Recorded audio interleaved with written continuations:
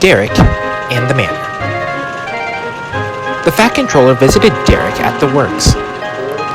"Hello, sir," Derek sighed. "Terribly sorry for my engine trouble. Not the best first impression, is it?" The Fat Controller smiled. "I know you tried your best. Worry not. The men tell me they fixed your ailments. Before you return to Edward's line, I have an important job for you. Oliver recently discovered an abandoned manor. You shall assist with its restoration." "I'd be thrilled to, sir," Derek beamed. Derek was soon busy taking workmen to and from the manor. Throughout the day, he would deliver trucks of supplies and take away rubbish. It was slow work, but he was glad to be useful. One afternoon, Derek was resting after delivering some fans. As he dozed, he heard footsteps. It must be a workman, he thought. It wasn't. The men were having their tea break in the old station building. He looked back. In the courtyard was a smartly dressed gentleman.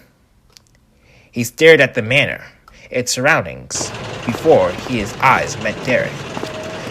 "I say, you there," he called, strolling over. "Have you seen that blasted gardener?" "Gardener?" asked Derek.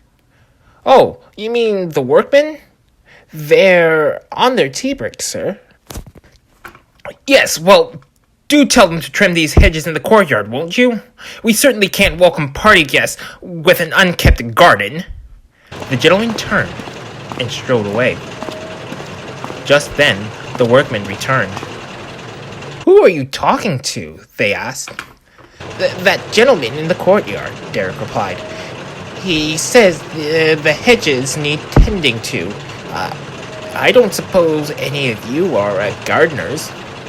"I'm quite proud of my flowers," began one. "Not now, Ted," scolded another. "In the courtyard, you said, Derek?" They searched all over, but found no one. "Whoever it was," said Ted, "he wasn't wrong. The garden is atrocious." The other workmen began to groan. Derek just stared. How very perplexing, he thought. Later, Derek came to take the workmen home, but there was trouble. "The signalman's just rang. The points are jammed," sighed the driver. "We won't be fixed until tomorrow. We're stuck here tonight, old boy."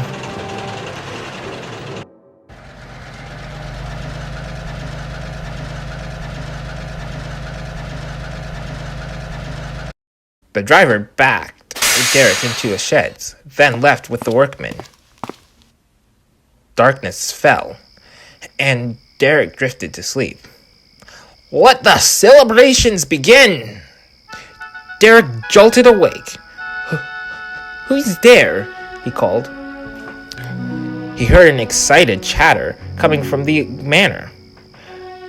To Derek's surprise, lights spilled from the window. He saw silhouettes of patrons inside, laughing and dancing as music played. What on earth? Just then, a horse and a carriage crossed the front of the sheds. Derek jumped. The carriage stopped in the courtyard. There, greeting its passengers, was the gentleman from earlier. "Excuse me, sir," Derek called. The gentleman walked over, beaming. "Quite the story, isn't it?" He chuckled. "Oh, but, sir," stammered Derek, "the manor isn't ready yet." "On the contrary, my good chap, it's never looked better. What a grand party it is." The gentleman sighed. "I'll miss this old house, teeming with memories. You can imagine. Sadly, memories aren't sufficient payment for the bank. We've fallen on hard times, and it will only get harder from here. At least you can have one final grand evening before we face the music." He paused, then turned back to Derek with a smile. speaking of music, I shan't miss another second of that phenomenal band. Cheerio! He hurried back inside. Derek was speechless. He didn't sleep a wink. He stayed awake, watching and listening to the party, which faded till nothing as the sun rose. Before long, his driver returned. Bless me, Derek. You look like you've been up all night. Oh, no, not to worry, Derek replied, trying to sound reassuring. Just a bit difficult adjusting to this shed, you see. Well, the points are mended.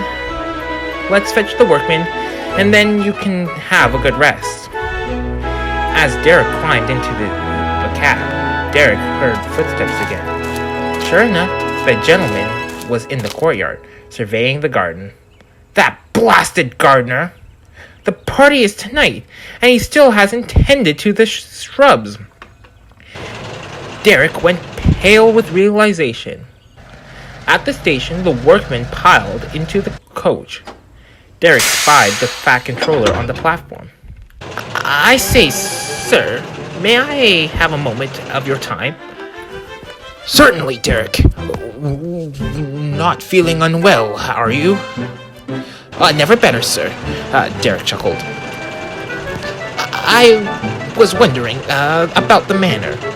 What do you plan to do with it? It shall be a special attraction for tourists. We'll run special branch line services to it, with tea and refreshments for the guests. Will these services only be running during the daytime, sir? The fat controller was perplexed by the question. I suppose so. Yes, Derek. Will that be all right? Oh, of course, smiled Derek. Absolutely capital idea, sir. At that moment, the signal dropped, and Derek rolled away. As long as no one disturbs the party, he thought to himself.